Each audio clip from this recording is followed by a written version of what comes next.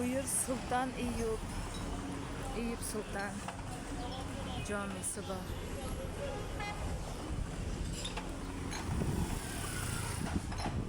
Birinchi Turkiyaga kelgan paytim 1,5 yilda tomorqa olganman, 10 sotiq joy olganman.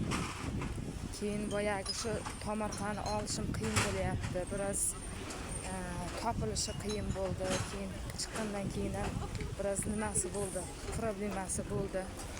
Shunchalik shu tomorqani olgim kelgan.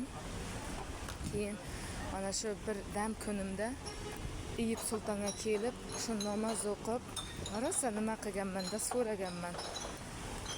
Keyin ilk kunda mana shu tomorqani olib borganman-da. Otajonim borib, gaplashib, tomorqa seniki bo'ldi qizim deb rosa meni xursand qilgan edi.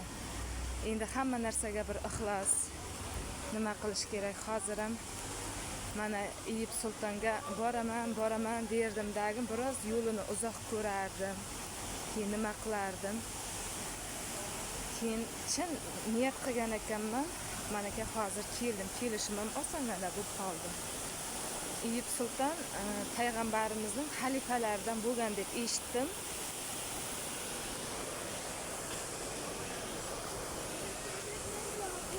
Keyin ichida muzeyi bor.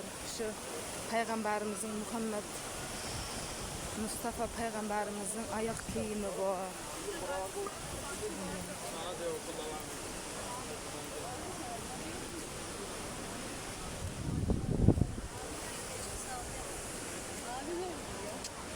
Zamanında İtalyan, İspanyol.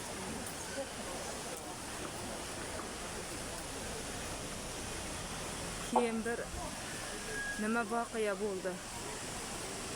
Qushlar bo'ladi, shunday suruv uchadigan qushlar. Qushning ham oti nima edi? Shu qushlar mana shu Eyüp Sultonning osmonida uchgan. Keyin boyagi namoz o'qiyotgan odamning shakli bo'lib tuzildi-da. Shu Eyüp Sultonda juda bir xosiyatli joy. Mana men masalan niyatimga yetganman shunda. Endi kattaroq niyat qilmagan ekanman. Bir yoshlikdan bir chin dildan istab niyat qilish kerak ekan. Shu duo qilishni ham bilmaganmiz. Faqat mana shu yengil nima qilib o'tkazganmiz-da. Xudo xohlasa mana niyatlarni aytib, bugun juma kun. Xudodan istab, chin dildan istab, Xudo xohlasa niyatlarga yetkazsin.